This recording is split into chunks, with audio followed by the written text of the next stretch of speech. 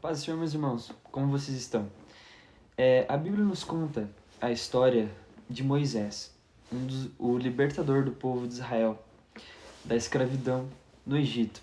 E a Bíblia nos conta, no capítulo 2 de Êxodo, que Moisés, ao ver os seus irmãos sendo oprimidos por Faraó, sendo escravizados por Faraó, e ao ver um varão hebreu sendo ferido por um varão egípcio, por um homem egípcio, a Bíblia nos conta que Moisés ele entra na frente e defende esse varão hebreu, né?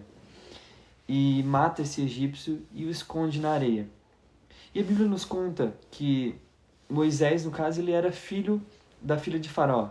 Naquele momento ele ainda estava no palácio, no caso, né? Só que dele saiu do palácio, ele viu essa situação, e a Bíblia nos conta que, enfim, ele matou o egípcio, se escondeu na areia, e no outro dia ele saiu. E novamente no outro dia, quando ele saiu, ele viu dessa vez não um egípcio ferindo um varão hebreu, mas ele viu dois homens hebreus brigando. E ele chega ao injusto e pergunta, por que feres o teu próximo, né? E a resposta do homem, né, desse varão hebreu para Moisés é a seguinte: quem te tem posto a ti por maioral e juiz sobre nós?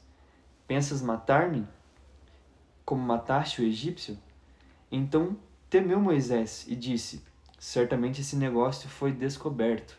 Aqui ele estava falando, nesse negócio, no caso, que ele matou o egípcio. Isso está no capítulo 2 de Êxodo, no versículo 14. E no versículo 15 diz da seguinte forma: ouvindo, pois, Faraó este caso, procurou matar Moisés. Mas Moisés fugiu de diante da face de Faraó e habitou na terra de Midian. E assentou-se junto a um poço. Eu quero que você preste atenção comigo. Sabe, nisso que nós vamos refletir agora a respeito desses dois versículos e dessa situação que Moisés passou, que desencadeou dele sair do Egito, dele ir para o deserto. Lá ele ficou 40 anos, enfim. Mas vamos voltar um pouco. Qual era a situação? Que Moisés saiu do palácio e foi ver a situação do seu povo. Viu que o povo estava sendo escravizado, oprimido.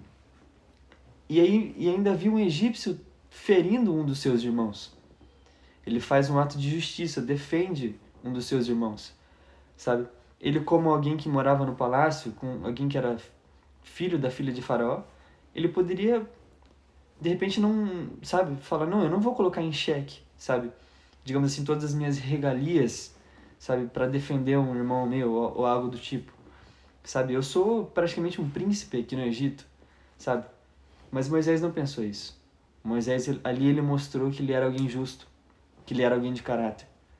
E ali ele mostrou que, por mais que ele tivesse sido criado junto com a filha de Faraó, ou que seja, depois de grande, ele tivesse ido morar com a filha de Faraó, ele nunca perdeu a identidade dele, a identidade do povo dele.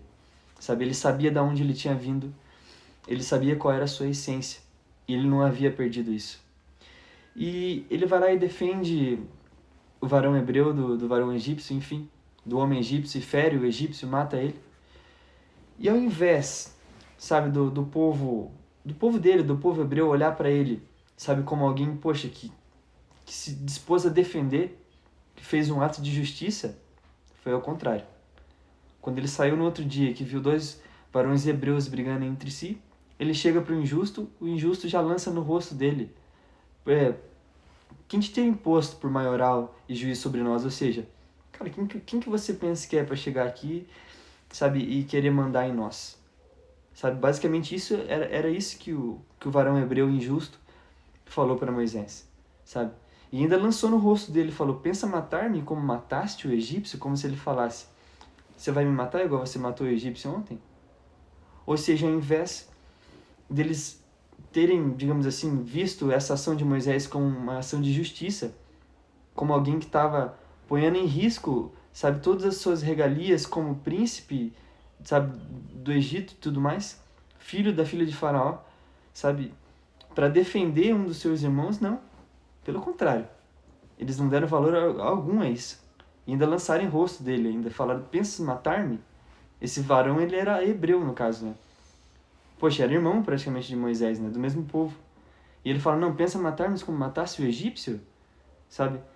E aí a Bíblia fala que temeu Moisés, enfim. E aí viu que já tinha sido descoberto toda a situação. E aqui fica algo importante pra gente refletir. Às vezes nós fazemos coisas para as pessoas que são nossos irmãos, sabe? Às vezes de sangue, ou pessoas que a gente tem um carinho muito grande. Ou mais especificamente, pessoas da nossa família. Pessoas que a gente ama muito, que tem o nosso sangue. Às vezes pai, às vezes mãe. Eu não falo de parente distante, eu falo pai e mãe.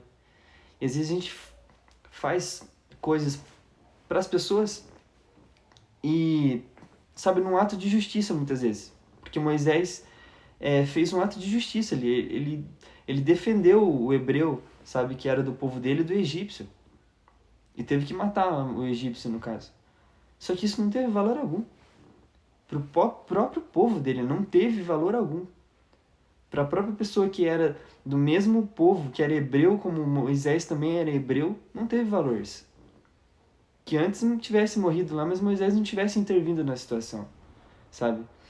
Só que aquele que, poxa, que é justo, que ele busca fazer as coisas corretas na vida, que ele vê uma injustiça e geralmente ele quer tentar intervir. Ele quer tentar entrar no meio, sabe? E às vezes num pensamento de não, vão entender, sabe? Vão entender o que eu fiz, vão entender. Só que não é assim. E aqui mostra, já na Bíblia já mostra para nós, que para o próprio povo, para aquele próprio varão hebreu, que era do mesmo povo de Moisés, não teve valor algum o que Moisés fez. Pelo contrário, ainda foi lançado no rosto de Moisés. E se ele ainda tivesse ficado no Egito, ainda teria morrido pelas mãos de Faraó. Olha só a situação.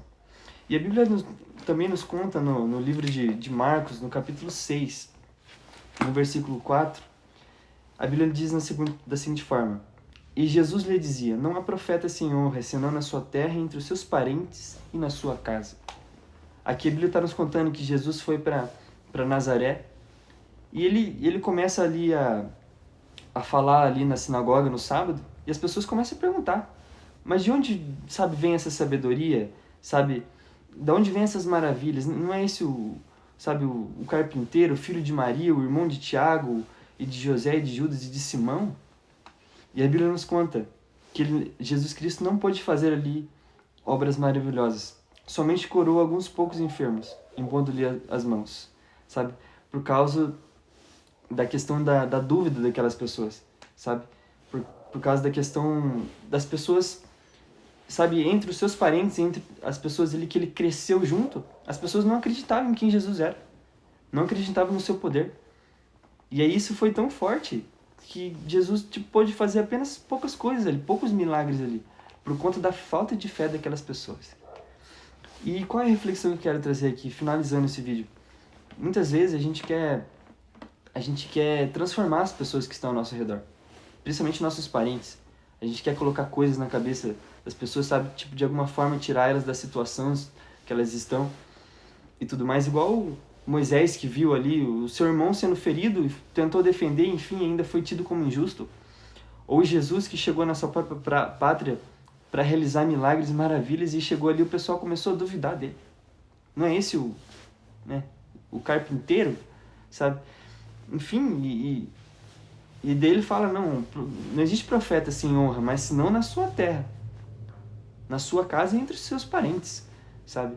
E muitas vezes a gente quer chegar e quer mudar as pessoas que estão ao nosso redor, nossos parentes, a nossa casa e tudo mais.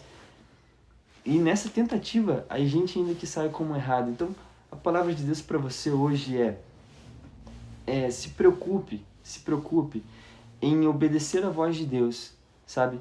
E não se apegue a parente, nem mesmo a pai, nem mesmo a mãe, nem mesmo ou a parentes distantes que seja, porque muitas vezes as pessoas que estão do seu lado não vão entender qual é o chamado que há na sua vida.